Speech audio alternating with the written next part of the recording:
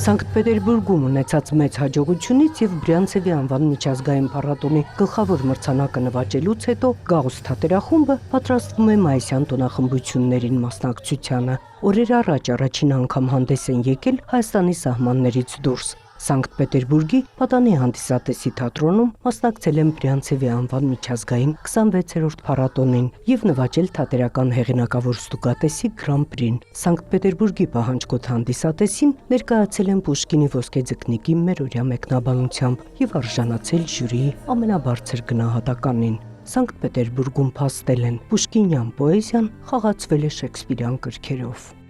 Մեր ոսկե ձկնիկի լուծումները շատ ուրիշ էին։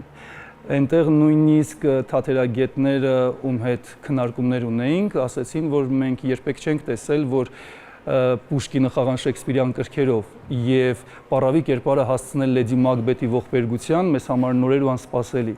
Նույնիսկ ասեցին, որ մենք սպասում ենք, որ ինչ-որ մի տեսարանում ինքը այդ տաշտի մեջ կսկսի ձեռքերը լվալ ու ասել Լեդի Մակբեթի մենախոսությունը։ Փառատոնին մասնակցում էին 12 թատերախումբ Բելարուսից, Հայաստանից, Ղազախստանից, Աբխազիայից, Ռուսաստանից եւ Թունիսից։ Ժյուրին պատանեկան թատերախմբերին գնահատել է մեծ խստապահանջությամբ, պրոֆեսիոնալ թատրոնին ներկայացվող բոլոր մասնագիտական չափորոշիչներով եւ մրցակցությունն էլ հեշտ չի եղել, բայց Գաուսը լավագույնն է համարվել։ Ուժեղ, բայց արդար մրցակցության պայմաններում երրորդ տեղը զբաղեցրել է Սևաստոպոլի թատերախումբը, երկրորդ հորիզոնականը Մոսկվայի, իսկ առաջին տեղը Բելարուսի թատերախումբը եւ որպես գլխավոր մրցանակակիր մեր եռագույնը բարձրացրել են հայ պատանի արտիստները։ Ինձ համար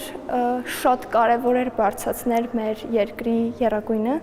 քանի որ դա մեր ոչ միայն իմ եւ իմ թատերախմբի պատիվն էր եւ իմ դպրոցի իհարկե, այլ նաեւ իմ ամբողջ երկրի պատիվն էր, որը որ կարծում եմ ես կարողացա պահել, բարձր պահել։ Ի սկզբանե Գաուսի անդամներն իրենց մասնակցությունը ընդամենը ճանաչողական այց են համարել, բայց հաղթանակը ոչ միայն մեծ անակնկալ, այլև ոգեշնչման առիթ է դարձել։ Տպավորությունները իհարկե աննկարագրելի են, որովհետև այդ ամենը ինչ որ մենք ենք զգացել, ուրիշ ոչ մենք երևի եթե այդ իրավիճակում չհայտնվի, չի կարողանա զգալ։ Գաուսը Հայաստանում բազմիցս մասնակցել է բազմաթիվ փառատոնների, այդ թվում նաև նրան հատիկ փառատոնին։ Հիմա արդեն մտածում են նոր ստեղծարար նախագծերի մասին, ուզում են ճանապարհ հարթել դեպի մեծ միջազգային բեմահարթակներ։ Նոնե Ալեքսանյան, Արամ Հարությունյան, լուրեր։